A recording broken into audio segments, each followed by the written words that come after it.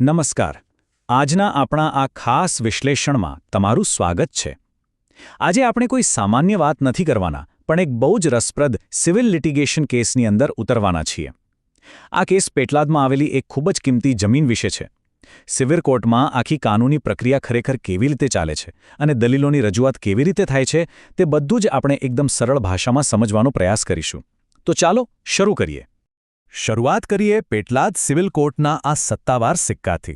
જુઓ, આ કોઈ કલ્પના નથી હો. આ સીલ અને અદાલતની મહોર જ આપણને જણાવી દે છે કે આ કેસમાં શરૂઆતથી જ દાવ પર કેટલું બધું લાગેલું હતું અને આખી કાયદાકીય પ્રક્રિયા કેટલી ગંભીર છે.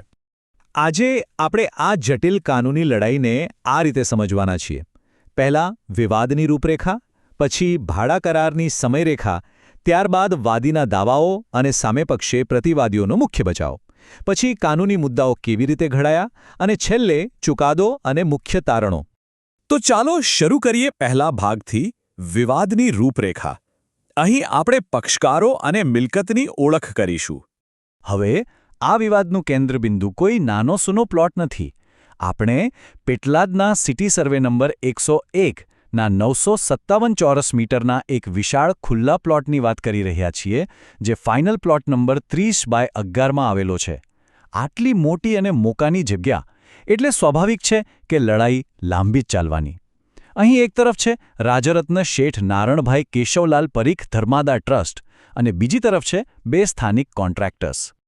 આગળ વધીએ બીજા ભાગ પર, ભાડા કરારની સમયરેખા, અને સમજીએ કે આ 10 વર્ષનો ભાડાપટ્ટો શું હતો. આખી સમયરેખા એક બહુ જ રસપ્રદ વાર્તા કહે છે. જો 1 જાન્યુઆરી 1993ના રોજ 10 વર્ષ માટે ભાડા કરાર શરૂ થયો. કાયદેસર રીતે આ કરાર 31 ડિસેમ્બર 2003ના રોજ પૂરો પણ થઈ ગયો. પણ અને અહીં જ ખરી મજા છે, જમીન ખાલી કરાવવા માટેની ઔપચારિક નોટિસ છેક 21 મે 2007ના રોજ આપવામાં આવી.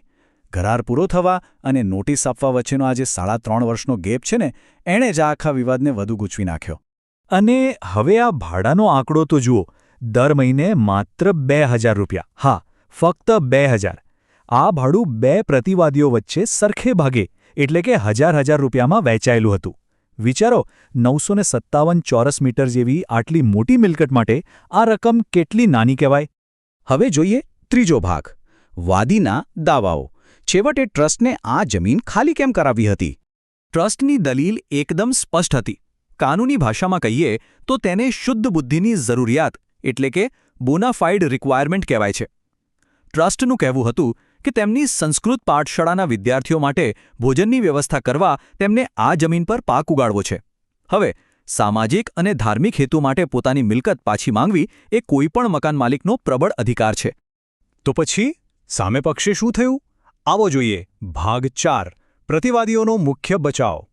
હવે આ 5 લાખ રૂપિયાનો આંકડો પેલા 2000 રૂપિયાના સામાન્ય ભાડા સામે એક જબરદસ્ત કોન્ટ્રાસ્ટ ઊભો કરે છે. પ્રતિવાદીઓએ કોર્ટમાં દાવો કર્યો કે ભાઈ, અમે આ ખુલ્લી જમીન પર પોતાનો વ્યવસાય ચલાવવા ગોડાઉન અને પતરાનો શેડ બનાવ્યો છે અને એમાં 5 લાખ રૂપિયાથી વધુનું ભારે રોકાણ કર્યું છે. અમે એમ જ છોડી જગ્યા ખાલી કરી દઈએ. અને અહીંયા જ કેસમાં એક મોટો નાટ્યાત્મક વળાંક આવે છે. ક્રોસ એક્ઝામિનેશન વખતે પ્રતિવાદીઓએ એવો ચોંકાવનારો દાવો કર્યો કે સાંભળીને જ નવાઈ લાગે. એમણે સીધું જ કહી દીધું કે વાદી ટ્રસ્ટ પાસે આ જમીનની મૂળ માલિકી જ નથી. નરસિંહજી મંદિર તરફથી તેમને જે 99 વર્ષનો ભાડાપટ્ટો મળ્યો હતો એ જ પૂરો થઈ ગયો છે. મતલબ કે ટ્રસ્ટ પાસે મકાન માલિક તરીકેનો કોઈ કાનૂની અધિકાર જ નથી બચ્યો. તો ચિત્ર હવે એકદમ સ્પષ્ટ છે. એક તરફ ટ્રસ્ટ કહે છે કે તેમને સારા હેતુ માટે પોતાની જમીનનો કબજો પાછો જોઈએ છે, જ્યારે બીજી તરફ પ્રતિવાદીઓ સીધો ટ્રસ્ટના અસ્તિત્વ પર જ પ્રહાર કરે છે કે તમારો પોતાનો જ કરાર પૂરો થઈ ગયો છે, તો તમને અમને કાઢવાનો કોઈ હક જ નથી. હવે આવીએ 5મા ભાગ પર, કાનૂની મુદ્દાઓની રચના, એટલે કે કાનૂની લડાઈનું મેદાન કેવી રીતે તૈયાર થયું. અહીં આપણને એક સવાલ થાય કે જ્યારે એકની અંદર બીજો ભાડા કરાર હોય, 99 વર્ષ જૂની શરતો હોય અને દાવાઓ આટલા બધા ગૂંચવાયેલા હોય, ત્યારે સિવિલ કોર્ટ આખી આ જાડીને ઉકેલે છે કઈ રીતે? કોર્ટની આ જ પદ્ધતિ ખરેખર સમજવા જેવી છે.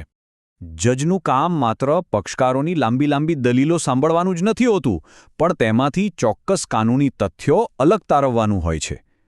ન્યાયાધીશે આ આખી વાર્તાને 15 વિશિષ્ટ કાનૂની પ્રશ્નોમાં એટલે કે જેને આપણે ઇશ્યુઝ કહીએ છીએ તેમાં ફ્રેમ કરી આપણા માટે સરળ શબ્દોમાં કહીએ તો જજે આખા કેસને અમુક મુખ્ય પ્રશ્નોમાં વહેંચી દીધો.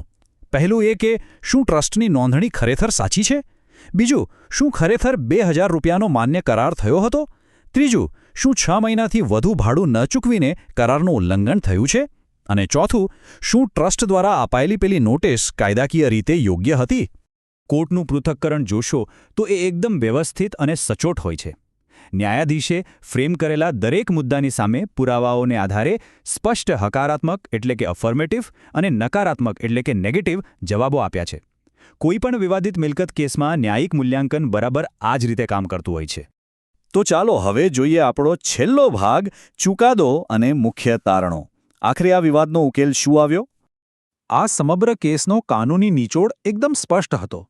ન્યાયાધીશે તારણ કાઢ્યું કે 10 વર્ષનો ભાડા કરાર ખરેખર કાયદેસર રીતે પૂરો થઈ ચૂક્યો હતો.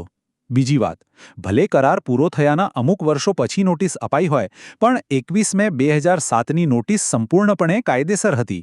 અને સૌથી અગત્યની વાત, વાદી ટ્રસ્ટને પોતાની જમીનનો ખાલી કબજો મેળવવાનો અને બાકી લેણી રકમ વસૂલ કરવાનો પૂરેપૂરો અધિકાર છે. પ્રતિવાદીઓનો બચાવ અહીં કોર્ટમાં ટકી શક્યો નહીં. અંતે આખું આ વિશ્લેષણ આપણને એક બહુ ઊંડો વિચાર કરતો કરી દે છે. જ્યારે વર્ષો જૂના કરારો પૂરા થતા હોય અને ભાડુઆતોએ જમીન પર લાખોનું રોકાણ કર્યું હોય, ત્યારે વાસ્તવિક અધિકાર કોનો ગણાય? આ કેસ આપણને સ્પષ્ટપણે એ જ શીખવે છે કે કાયદો હંમેશા મૂળ દસ્તાવેજો, કરારની સ્પષ્ટ શરતો અને નોંધાયેલા માલિકી હક્કોને જ પ્રાધાન્ય આપે છે, પછી ભલે પરિસ્થિતિ ગમે તેટલી ભાવનાત્મક કેમ ન હોય. આજના આ વિશ્લેષણમાં જોડાવા બદલ ખૂબ ખૂબ આભાર. આશા છે કે સિવિલ લિટિગેશનની આ આખી આંટીઘૂંટી સમજવામાં તમને મજા આવી હશે.